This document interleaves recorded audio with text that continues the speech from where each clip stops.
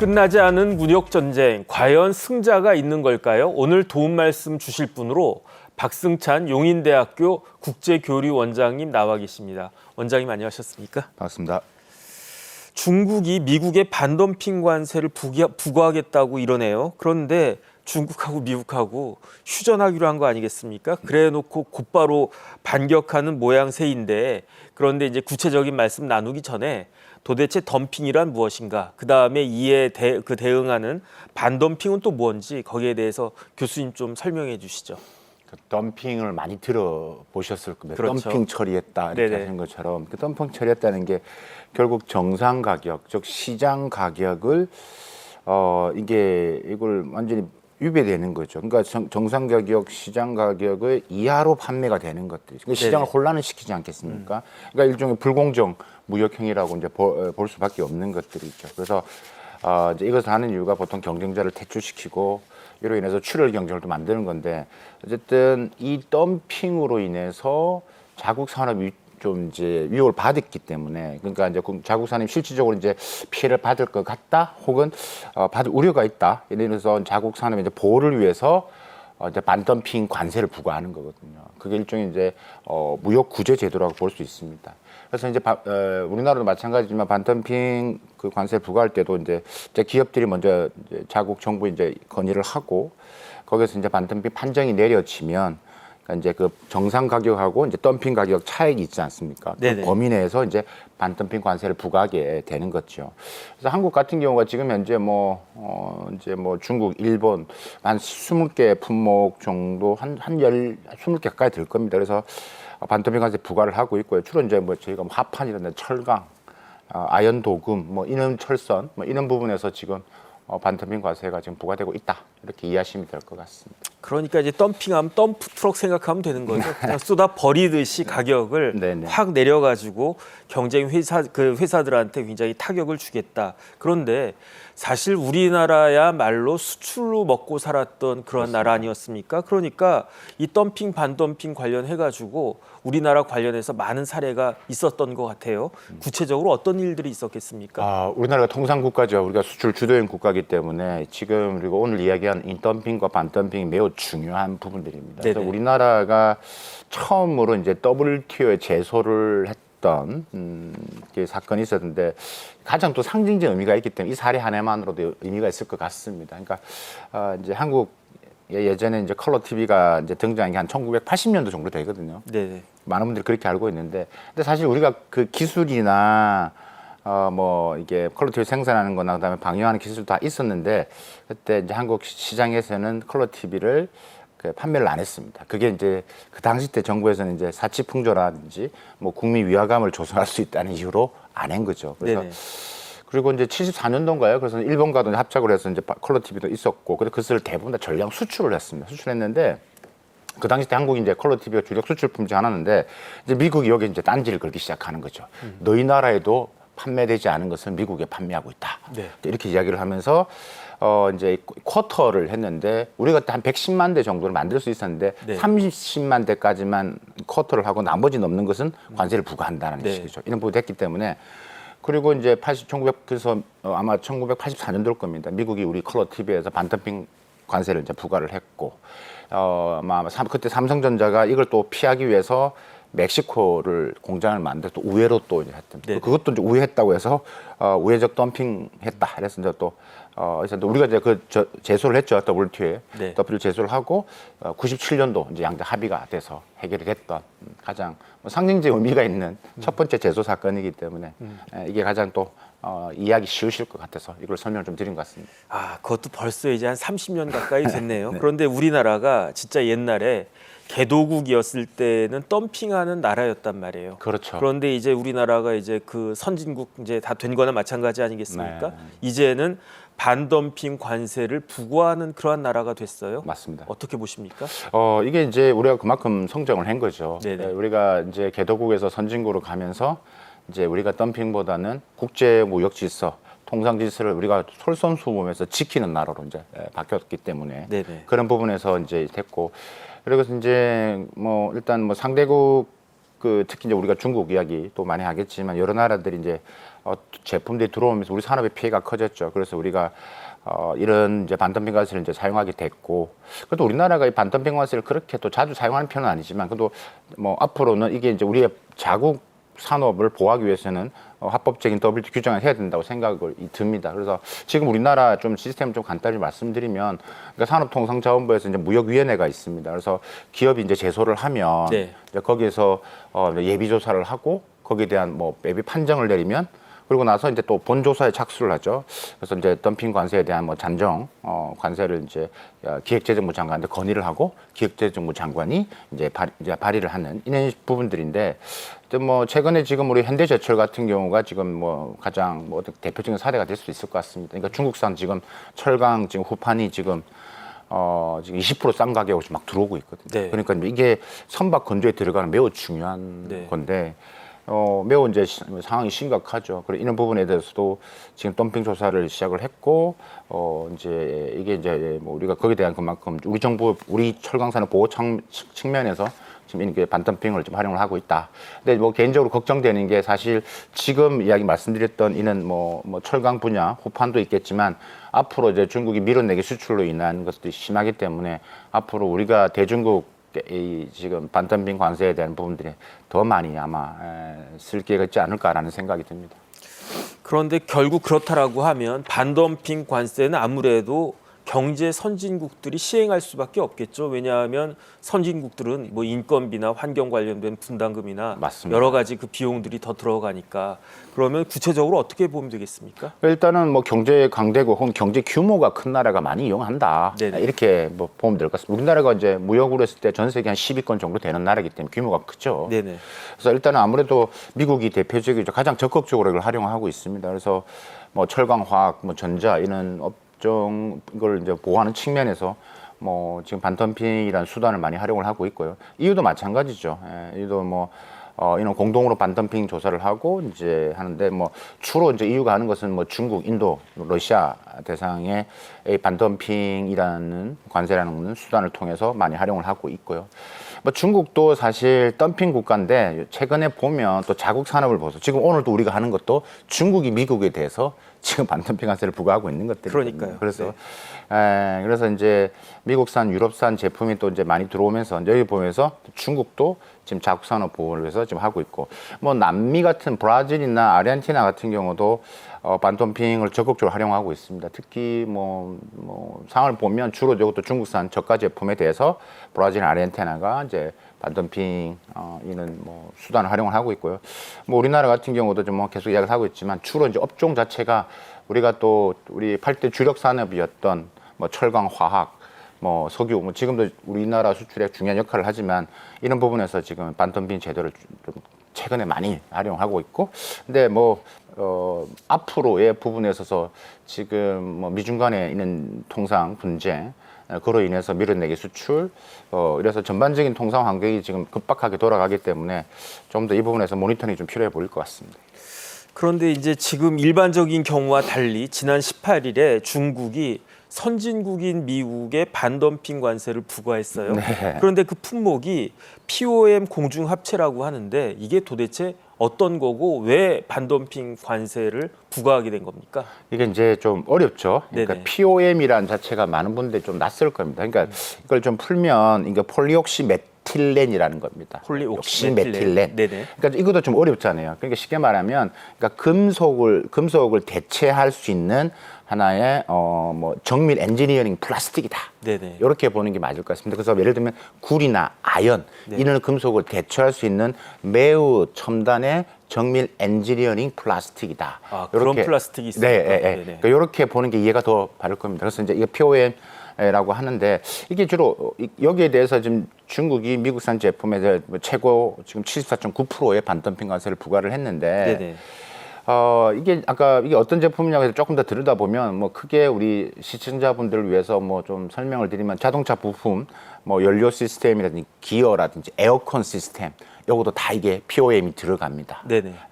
폴리옥시메틸렌이 들어가고요.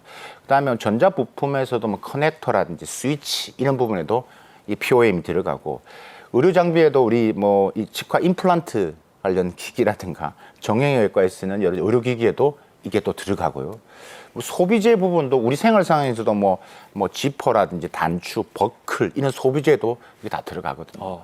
그러니까 매우 제품인데, 그러니까 이게 중국 입장에서는 이렇게 이 제품도 좀 첨단 부분들에서 조금 이제 조금 고품질의 이 PO인 같은 경우는 여전히 중국이 미국이나 EU나 일본에 좀 의존하고 있는데, 특히 이제 미국이 의존한 데 있죠. 그래서 이런 부분에 대해서 시장에서 기존 가격을 이제 덤핑으로 들어왔다 해서 제가 중국 정부가 74.9%의 반덤핑 관세를 매긴 거죠. 그러니까 지금 미중 간에 지금 휴전하고 나서 얼마 되지 않아서 바로 지금 나온 거기 때문에 네네. 지금 여기 관련된 미국 수출 기업들은 매우 좀 황당해하고 있는 상황이죠. 네.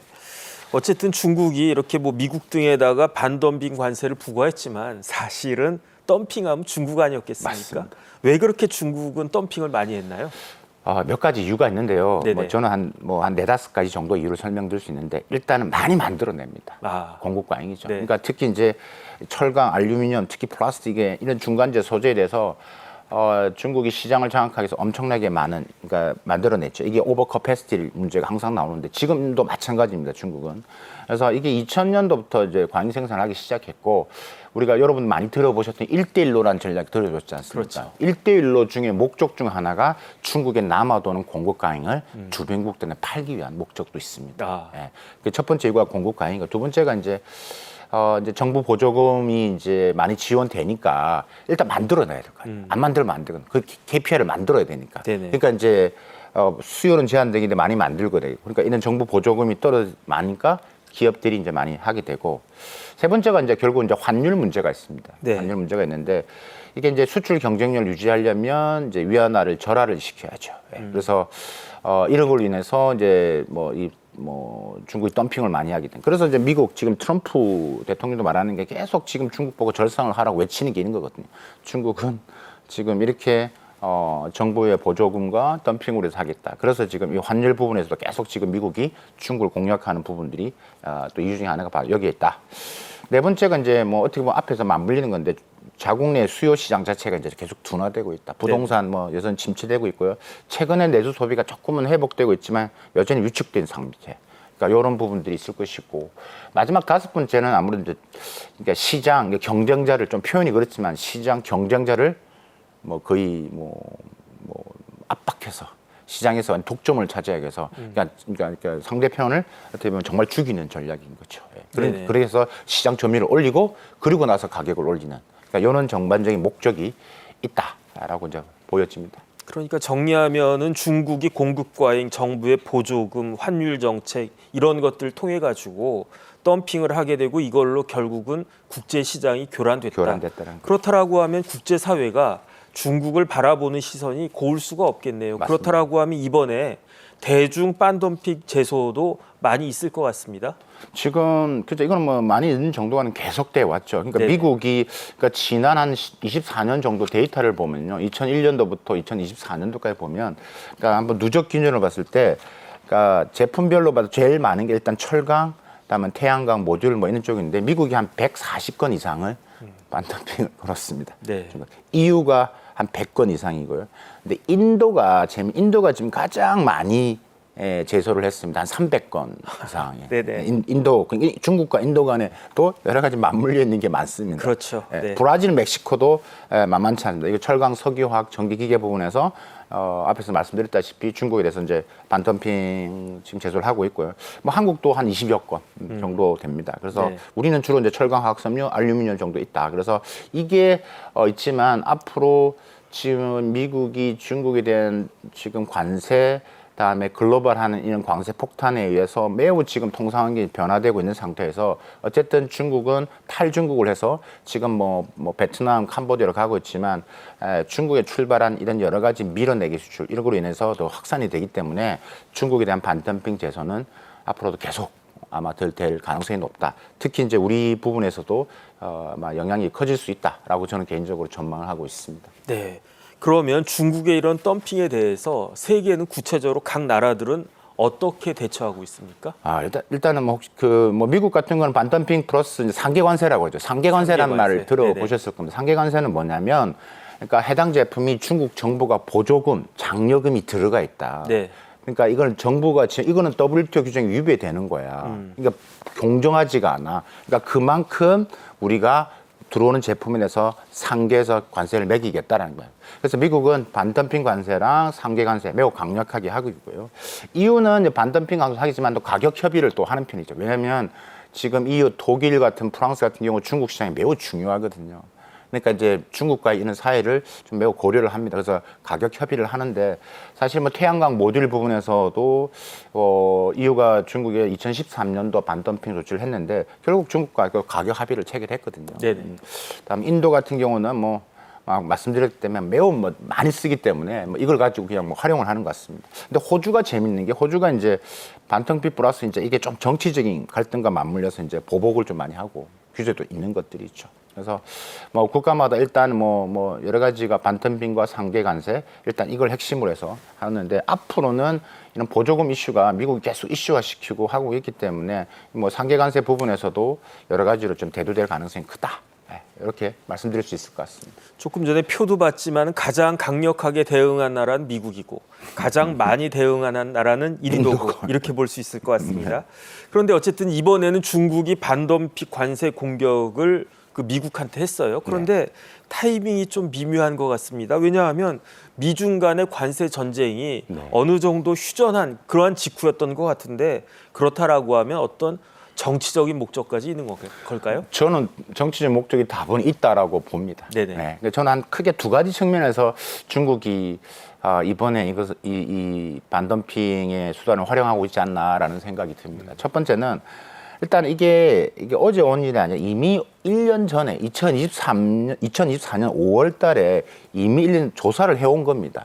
그런데 이거에 대해서 하필 이제 휴전하고 왜 지금 발표를 했냐라는 것들이죠. 그래서 이런 부분들이 있기 때문에 이제 어느 정도의 미국에 대한 압박 이런 부분들이 있는 것 같고 정치적 목적이 있다. 두 번째는 네네. 지금 이 분야가 아까 지금 POM 이게 고성능 정밀 소재입니다. 어떻게 보면 플라스틱이기 때문에 그러니까 우리가 일반적인 게 아니라 매우 어떻게 보면 중요한 하나의 플라스틱 부분들인데 이것을 중국 정부가 계속 국산화를 하려고 하고 내재화를 하려고 합니다. 그래서 이게 뭐 중국 제조 2025의 또 핵심 소재 산업의 중요한 또 영역이기도 하기 때문에 그러니까 이번 반덤핑 조치가 통해서 뭐 일단 미국산 제품에 대한 여러 가지 압박도 가는 것도 있지만 자국 국산화를 더 올릴 수 있는 이런 부분들. 그러니까 아직까지는 미국과 일본과 유의 그 제품이 영향력이 있지만 중국의 관련된 내재와 국산화도 지금 올라가고 있는 부분에서의 어느 정도의 뭐 제가 볼 때는 뭐 그걸 대체할 수 있는 이런 약간의 또 속내도 있지 않을까라고 보고 있습니다.